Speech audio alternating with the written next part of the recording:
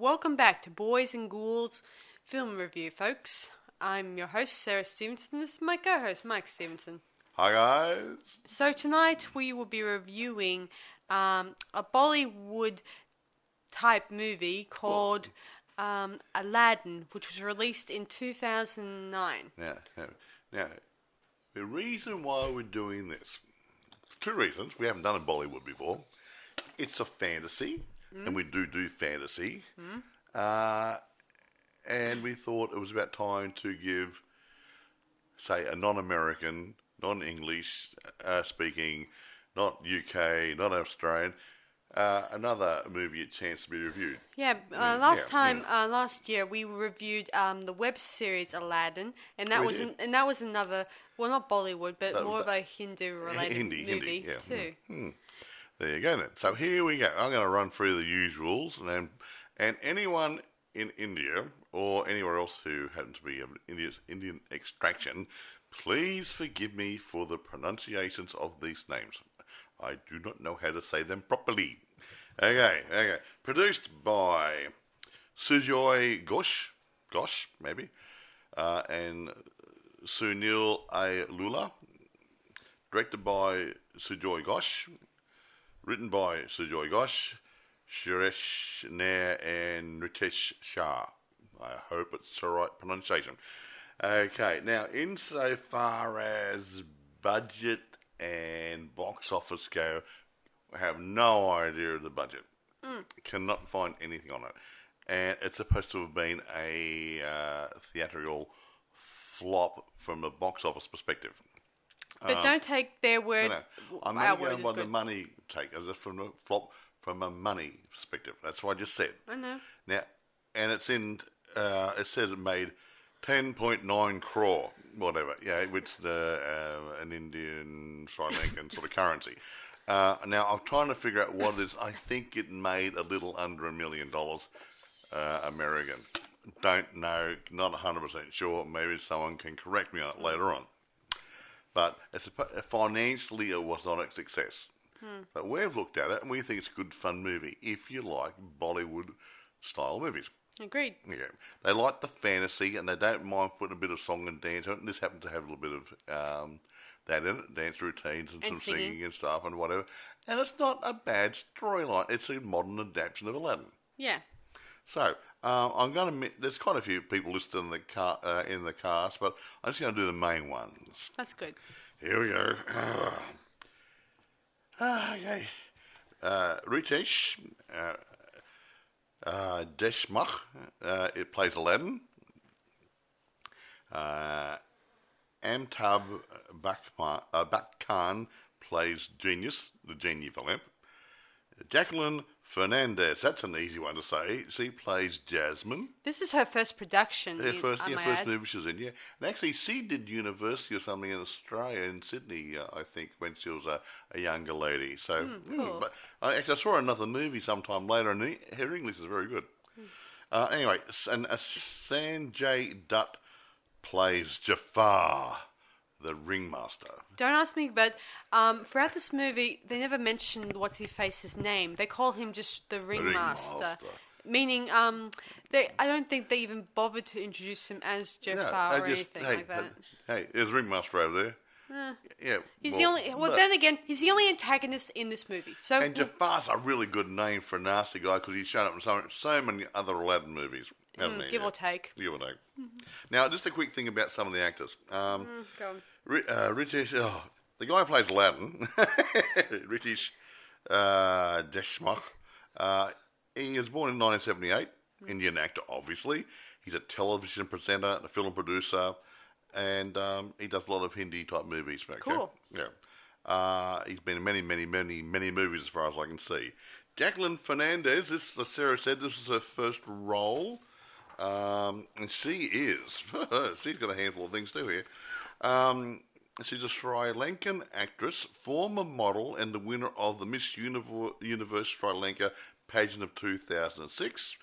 She works in Hindi films, obviously. Oh, round of applause. It's a very talented lady. She's a model, and she does other good. Yeah, she does. I think she might do TV and maybe some stage work as well. I'm not really sure. I didn't get into it too much. Now, this Amitabh Khan, now he's the oldest member of the cast. He was born in 1942. He's obviously an Indian film actor. He's a film producer, television host, occasional playback singer, and former politician. Wow. So, and he was regarded as one of the greatest and most influential actors in the history of Indian cinema. Yeah, an interesting thing about the genie, according to research I found out, the studio had their costumes all set out for him, but he decided to use his own costumes for the role of Genie. And he's a Genie. snappy dresser. But I don't know what the costumes the studio set aside for him, but I imagine they were probably traditional type costumes. And he just used suits and stuff, but he's got very tasteful, and it worked. But anyway, I'm not quite finished. During the 1970s and 1980s, he was the most dominant actor in the Indian movie scene.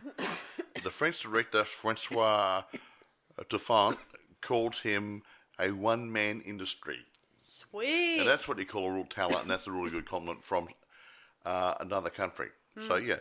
So, good one, Mr. Khan. And he plays a very good role in this movie.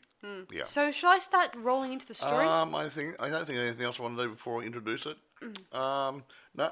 Take it away, Sarah. Yes, so this happened, somewhere in India, I'm not sure. Did it take place in India? Yeah, up in the, I think in the northeastern area where it borders near China somewhere. Yeah, some made up place. Made up place, always for do. this movie. So I'll get into that later. So Aladin, who's like say 7 years of age, I think, I'm not sure.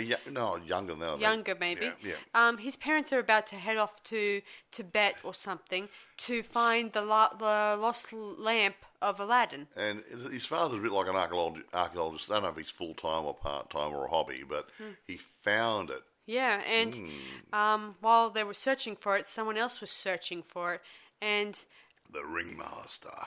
Yeah, but then we flash forward and find out that Aladin's parents were killed in Tibet, and he is now raised by his grandfather. Grandfather, yeah.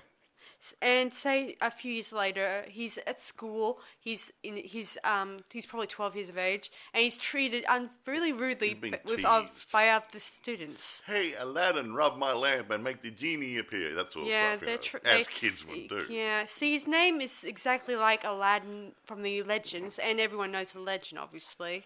And Aladdin is tormented by these kids non-stop. Even into teenhood, he's still tormented. And he's in high school or university or wherever. He's getting older now. College. And the same antagonists are still running around there saying, hey, here's another lamp. Hey, one of the antagonists in this is named Kasim, and he's a character from the Disney version of Aladdin, who's also named Kasim. Aha, there you go. No surprise there. So anyway, he eventually,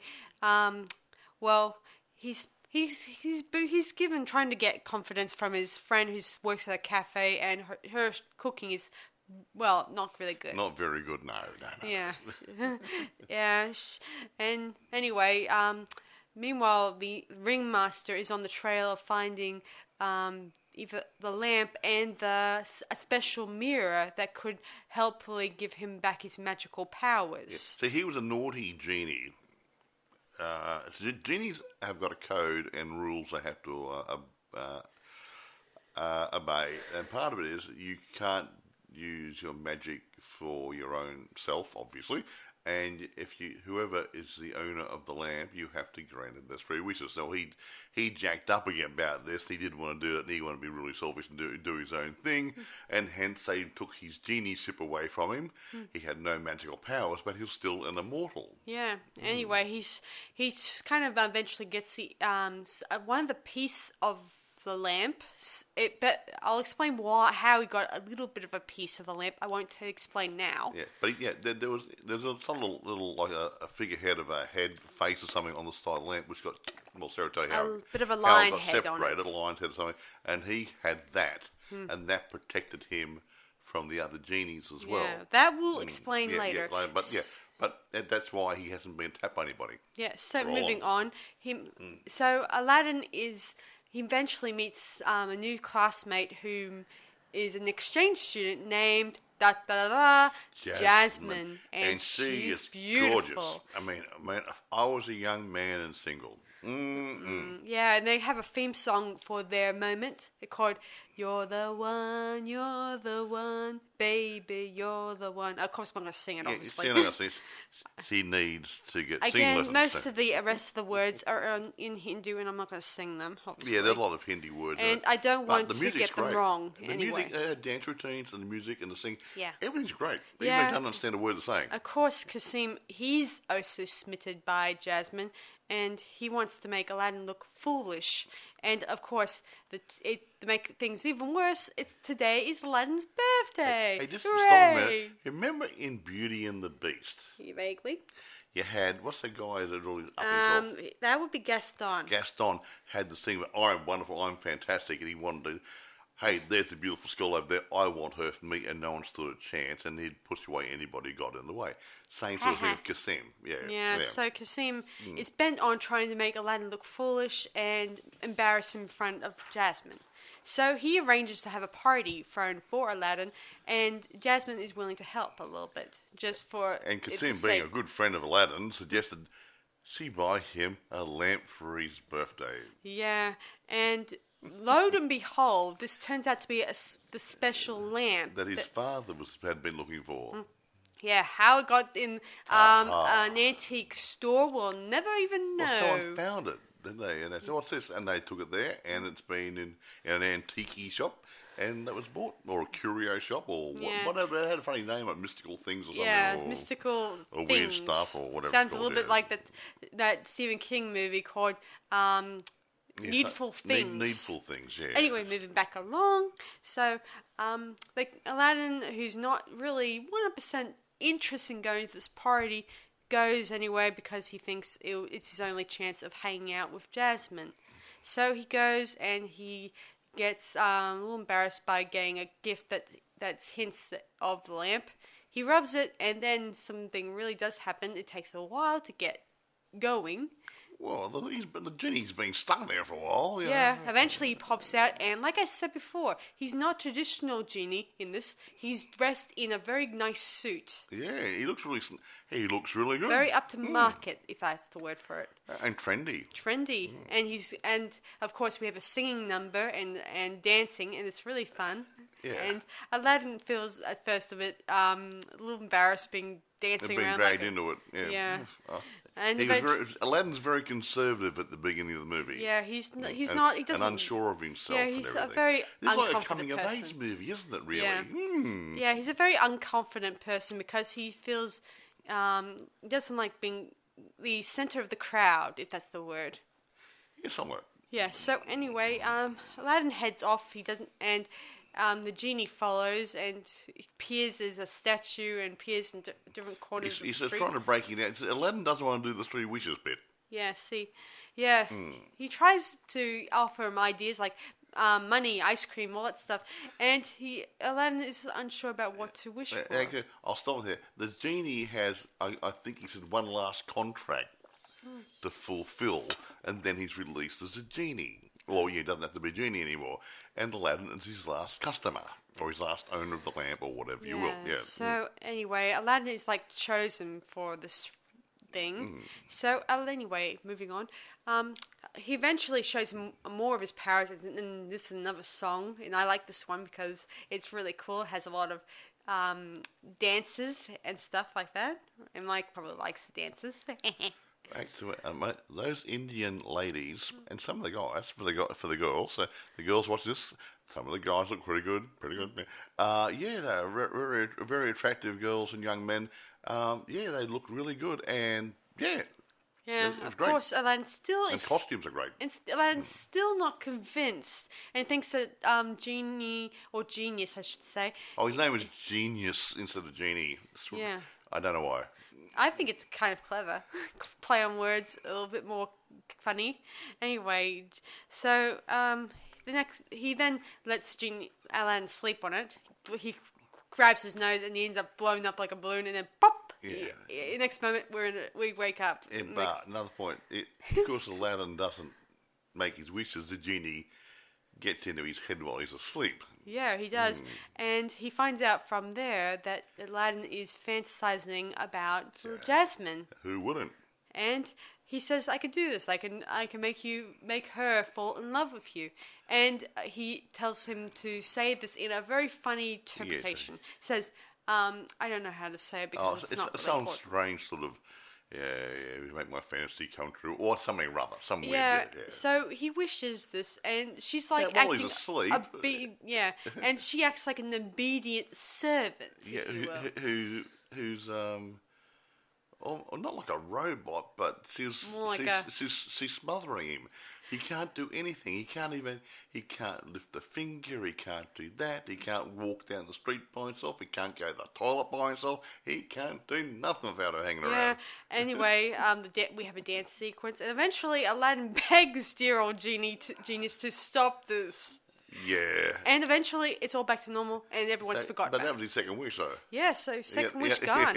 So, I didn't want this. You snuck into my dreams, but no, he lost 2 wishes so far. Yeah. There's only 1 left.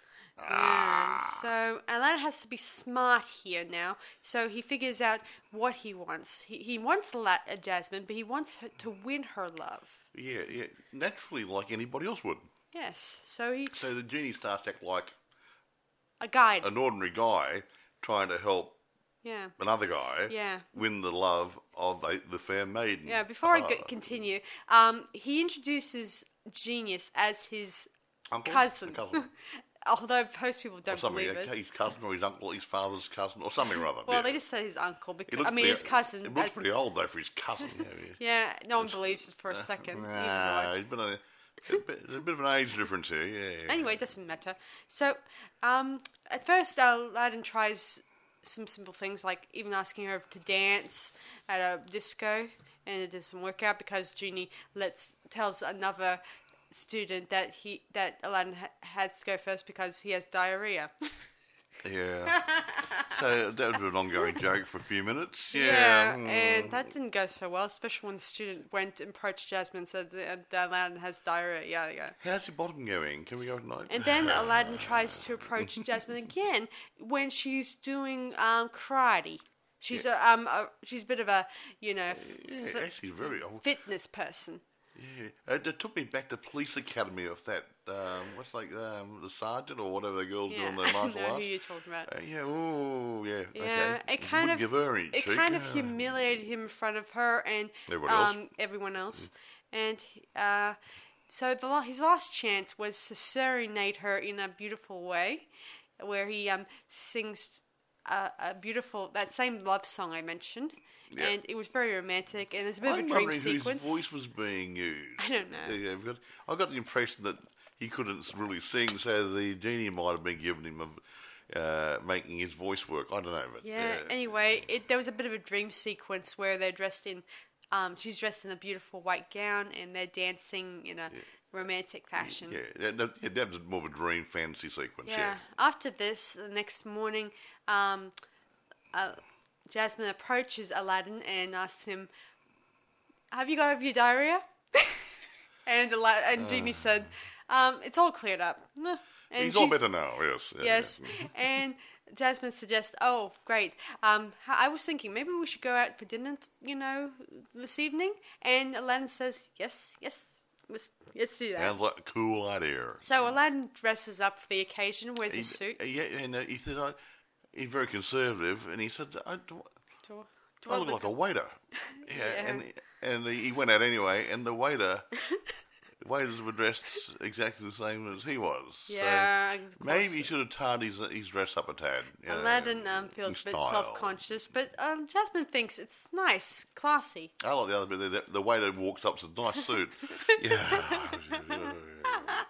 Anyway. A bit of humour thrown in here and there, Yeah, and Aladdin does his best to entertain Jasmine by using a magic trick of his, where she puts a flowery type Well, I'm not sure what it is, but and then magically turns into a lolly. Yeah. I think it's a flower petal or something. Or I don't know something. what it is. He had something anyway, and he just changed it. Yeah. Yeah, and it's a trick his grandfather taught him. yeah, I should have mentioned Just palming it like an ordinary magician would do. Put something in the hand, you move it and replace it at the same time when no one notices. One of those sort of tricks. Yeah.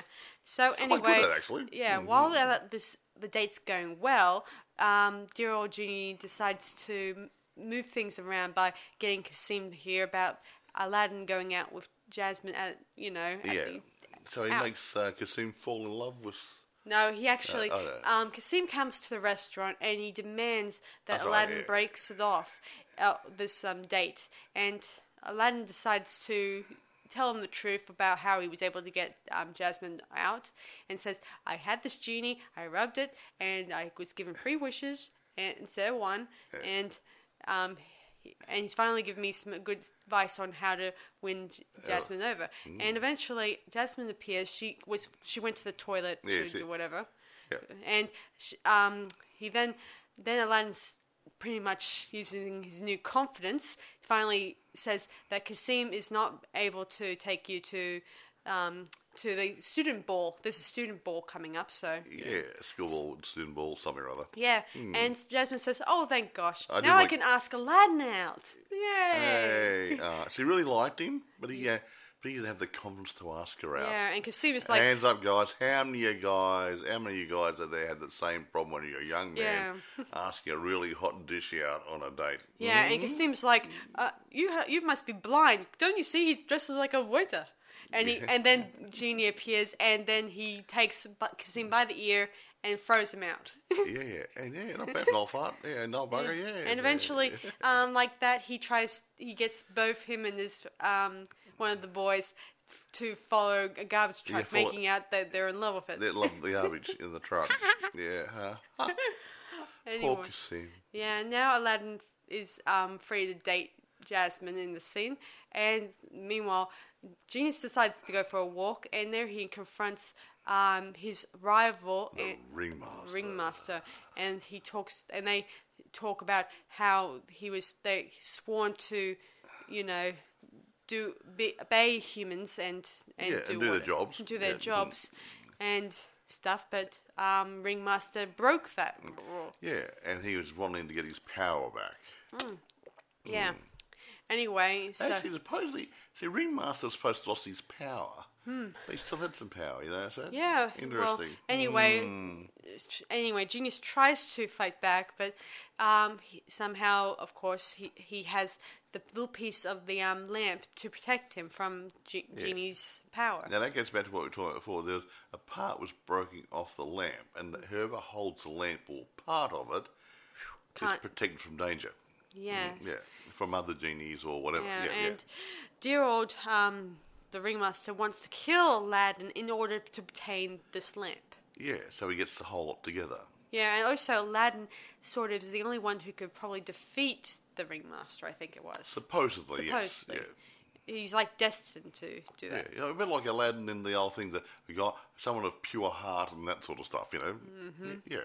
Yeah, so anyway, Genius returns to Aladdin's house. It's his parents' house. Aladdin's parents' house. Or his grandpa's house, or his mum and dad's house, whatever. His mother and father and his grandpa, they're all gone. Yeah, and he inherited very well. Aladdin goes on to tell him, Genius, why don't you stay with me? You don't have to be a servant. You could just be my friend. And he feels alone, like he has no one to... And Genius starts to get softened towards him about now.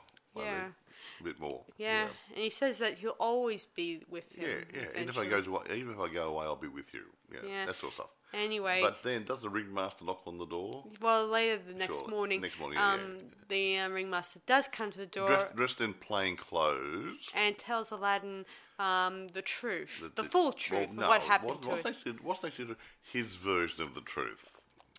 Yeah. Okay, the full version of his truth. His version of the truth, which was actually partly a lie. Yeah, go on.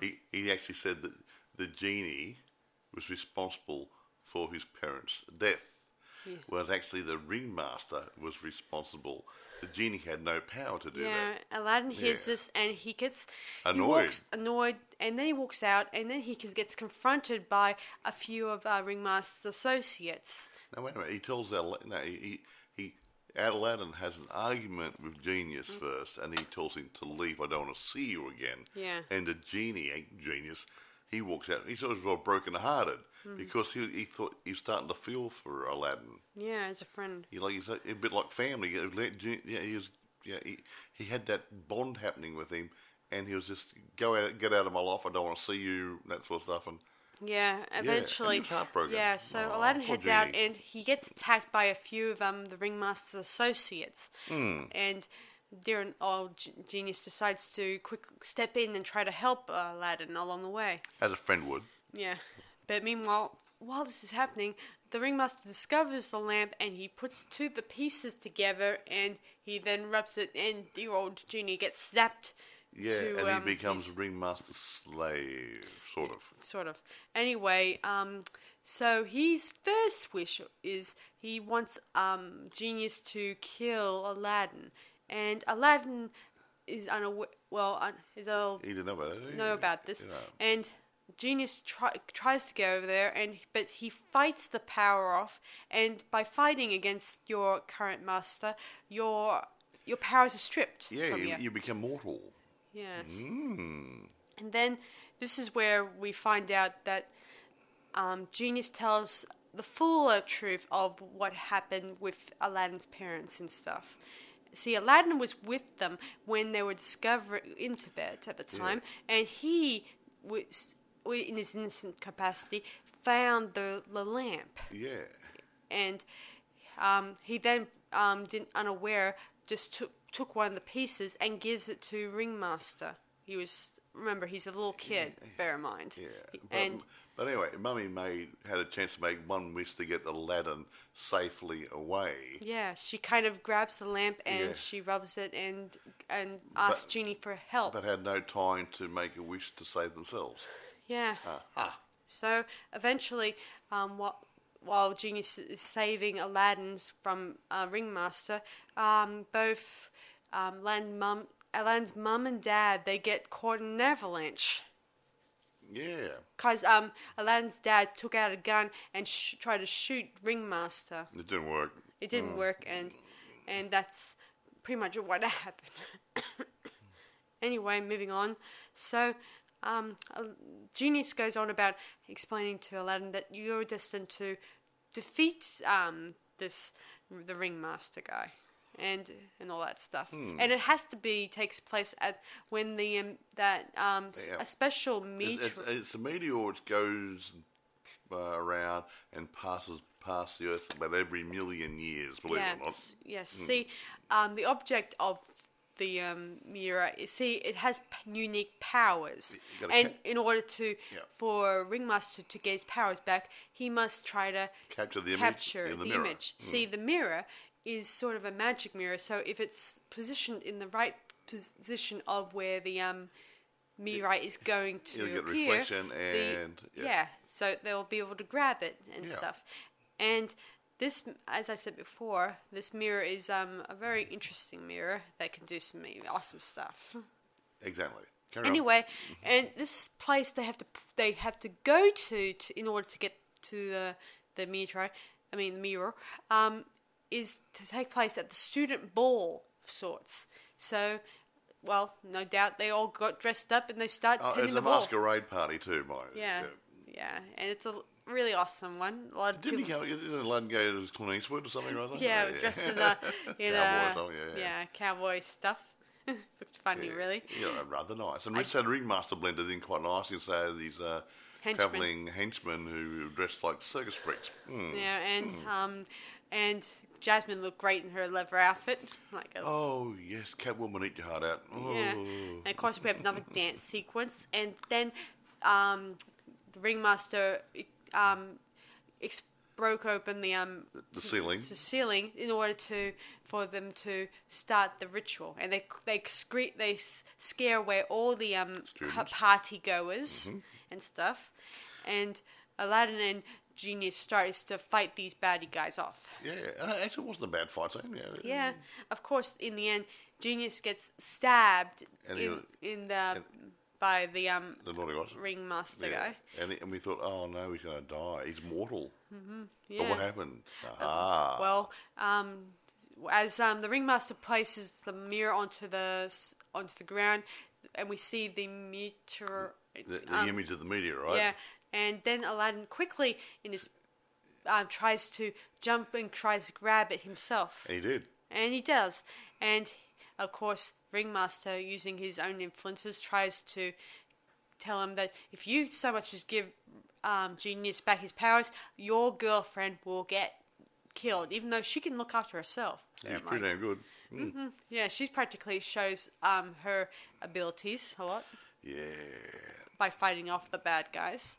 Anyway, so Aladin used the same magic palm trick he did earlier to fool the Ringmaster, and he was able to give back Genius's powers. Yeah, he did too. Also, while he was giving him back, as Ringmaster is raising his dagger to plunge into Aladin, Aladin raises his hands, and the dagger kind of breaks into 1,000 pieces. Yeah, it's unknowing to everybody that when Aladin picked up the mirror, he got... Well, he's picked up the meteorite. The meteorite. He was able to...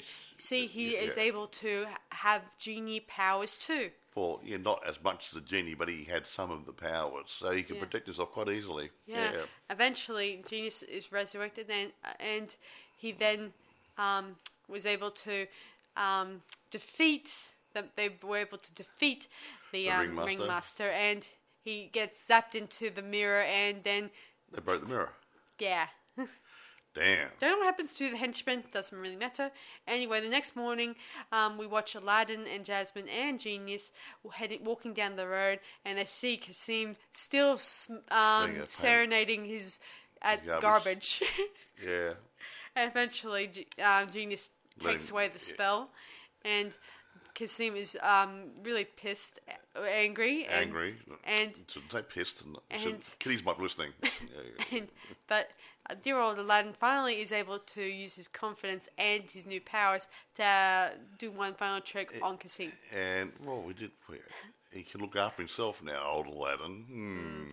Yeah, the end. The end. Yay! It's an awesome movie, guys. Yeah. Well, again, it's Bollywood. It's not Hollywood. So there is a bit of singing and dancing in it. It's a good basic storyline based on the original Aladdin sort of stories. So you know what to expect. Aladdin, in the olden movies and stories, he was a poor guy, a beggar in the streets, and he became powerful through his actions. And this guy here was a shy, wouldn't say introverted, but... What's the introvert? Yeah, someone who wasn't not outward going. Oh, yeah. Maybe a bit of an introvert, shy. Yeah, Kasim was more outgoing, if you could. And this this whole adventure, a bit like Luke Skywalker coming of age in the first movie. Same as this. So he's come from a shy little individual to becoming a more outward going, sort of confident person. So so it's I reckon this is a coming of age movie sort of theme in here as well. I did think it was really cool, especially like the whole modern version of this Aladdin. You know, I did not see any Bollywood movies up until I saw, I think, Slumdog Millionaire some years ago, which wasn't too bad, and that didn't have dancing in it until right at the end. They had a dance routine at the end. Yeah, no my choice. I'm saying something, and then this came along and had dancing and singing through it, and I thought it was really good.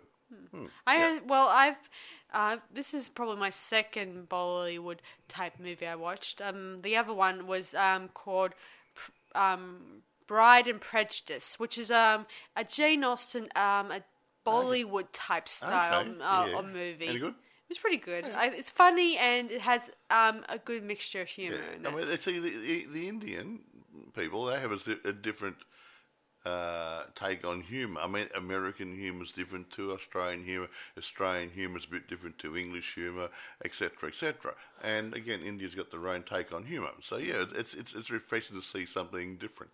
Agreed. And I certainly liked this Aladdin a lot, and yeah, it's a good fun movie. I also was thinking of. I think I probably mentioned in the past that I was thinking of checking out the Disney version of Aladdin, the live action one that with Will Smith in it. I haven't seen one yet. No. Yeah. I've been meaning to. I can't watch everything. Me too, guys.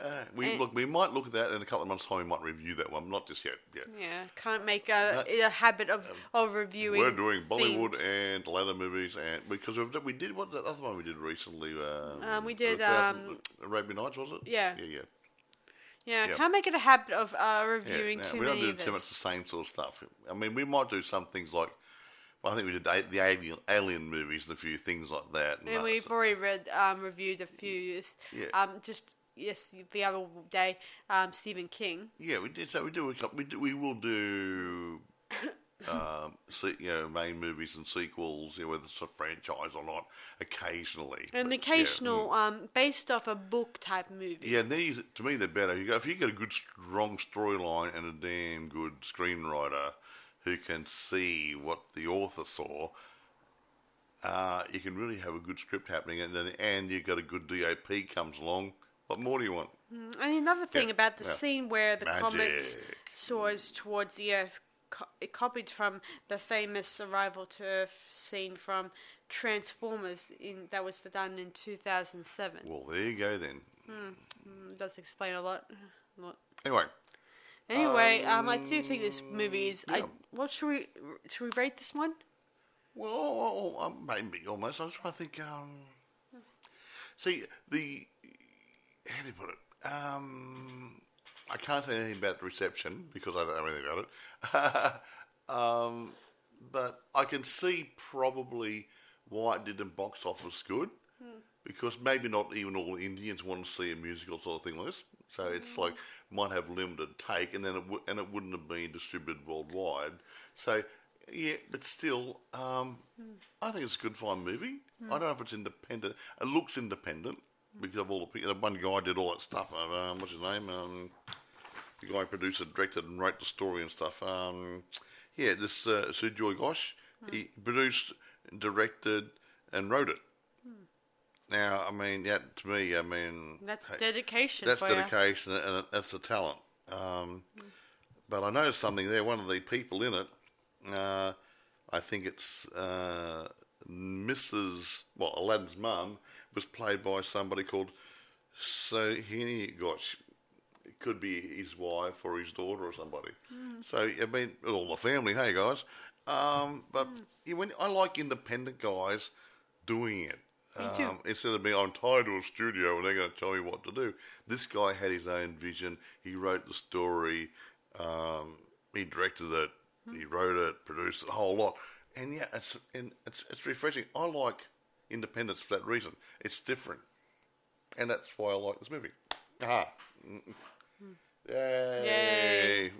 So can we rate this movie now? No, I can't think of anything else. I mean, there's not much to say. Apart from those actors got. And it took this film took 4 years to complete. Did it really? I didn't know that. So that's something I didn't know. Yeah. But I went through the actors and stuff, but I can't think of anything else. Yep. There you go, then. I'm going to rate it. Ooh, gets into Bollywood. Different sort of genre here. I'm going to give it a 9. Only reason why I'm dumbing it down a little bit, they probably could have done a little bit more of the storyline to make it a bit more interesting. It's not a bad storyline, do not get me wrong, but they could have made it a tad more interesting instead of just meandering along and having the song and dance routines, little battle scene at the end. They could have done so much more of the dialogue. Maybe. Yeah, but that's just my opinion. Anyway, I do enjoy it, and I like the songs they put into it, and excellent. I still play them every now and then when I have a need. Yeah, and there might actually be a CD. I mean, there was a soundtrack listing I saw on the computer, so it might have actually come out in this too. So if you get into Bollywood stuff and you can find the soundtrack, it could be worthwhile looking at. Having said that, I went looking. You can't get it on eBay. You can get it on Amazon Rent or Buy, and other streaming services, or you might be able to rent from. Some shops might have it, in different areas. But if you want it, I mean, you can't really get on YouTube easily. You can get bits and pieces of it. So if you want to sample it, go on YouTube, check some of the shorts. The bits they do here, a couple of minutes here and a couple of minutes there, and see if you get a liking for it, and then go on Amazon Prime and download a copy and have a look at it. Yeah, so moving on. So I rate this movie, considering the music and the actors and just about some of the aspects of the film. I would say 9.5 out of 10 for me. Actually, if you're going to watch it, and you're not real sure, you're going to have to watch it just for the genie. This guy, he's an older guy. I wish I was like him. Yeah, he's really out there, Yeah, he's really good, snappy dresser, sings, dances, and the dialogue, like when he says, "Yo, brother." Yeah, there's just something about him. He's got a magic personality, a very charismatic man. I wonder what he's like in real life. I hope he's nice. Oh, he could be very similar. Some people bring their own personality into a role, and he's so interesting, funny, dynamic, and he's an inspiration. So that Mr. Amitabh Bachchan, he's a very talented man, and my hat goes off to him. Me too. A long career. And his wig. His first movies were crap. Really? Well, no, he didn't make them. He was in the movies, but the first movies he was in weren't very good. They were just pretty pathetic movies. But he stayed at it, and he got better and better and better and better. And he got a good movie, and he got a break, but the first few movies weren't really good movies. But he stayed with it, and he became very a very dynamic force in the Hindi film movement. Yes. So anyway, I think that's about it for us tonight. So I hope you guys give this movie a try if you can. Yeah, look, if in doubt, go on YouTube and check the shorts. Those little the excerpts and stuff. Yeah, and then go on Prime. Amazon Prime doesn't cost too much, and I think there's another thing on Amazon you can get download through become a member of it. Yeah, as I said before, guys, just because the movie they say the movie's a flop does not mean it's not good. It just meant it didn't box office properly. So it doesn't mean anything bad about it. It's just financially it wasn't successful. So we've reviewed a lot of movies over the years that the reviewers didn't like, but it made a lot of money at the box office. And then we've reviewed movies where the reviewers liked it and it made absolutely nothing at the box office. So you can't go by reviews. Go by what your own taste, but the taste goes, how your own taste is. And check it out on YouTube, little bits, and then download. Just stream it from Amazon Prime and have a look at it. Incidentally, I was looking at something the other day where it says the difference between film critiques and film reviewers. Yeah. And well, film reviewers, they're more like from the audience perspective, and while film critiques, they're more like examining the film from all of it. A decent critique is what we try to do. Yeah. And some of those film reviewers for magazines and newspaper stuff, I've got a funny feeling they wouldn't know anything about filmmaking, acting, anything, and even what the people like, because the people like a movie and they bag it. Technically, guys, I know I've been doing reviewing, say, for only a short time. Oh, a year and a half, that's not that short. I know that, but unlike other professionals out in the field, but I feel like, I just feel like I didn't know about the difference between film reviewers and film critiques. So I didn't know that there was a bit of a difference. I always thought you either like the film or you dislike the film. Yeah, so that's a reviewer, but as a critique, we try to do a critique on the good bits and bad bits of the movie. Yeah, something that without being trolls. Yeah, and don't want to bag them too much. And adding a bit of a redeeming quality to the movie. Look even a crappy movie. Okay, and I'll mention Ed Wood, right? Because I like Ed Wood. Now, Ed Wood made some pretty I would say, pretty lame B-grade movies. However, you look at the fact he's a producer, director, screenwriter, whatever, and he was really trying hard. And you look at it, if he had a little bit of extra money behind him and a bit of backing from other people, he could have made a better product with the basic stuff he had. So you've got to say, well, same for everybody else. I mean, you got to say this guy had a vision. He wanted to make movies. So you can't say, I'm going to shoot him down like some of these reviewers do. So, but the guys who do critiques, etc., the storyline wasn't bad. The sets weren't too bad. Or the sets were pretty lame because they're done inside, like Plan 9 from Outer Space was crappy, but it became a cult movie, just so bad it was good. But some of the other movies are good. Yeah, so that's about... in that, it's not the B-grade movies. Yeah, so that's about it for us tonight, guys. I hope you guys enjoyed this review. I enjoyed it. Review of this movie. So, so we'll talk to you guys later. This is Sarah Stephenson And Michael. saying we'll see you guys for the next one. Bye, guys. Bye.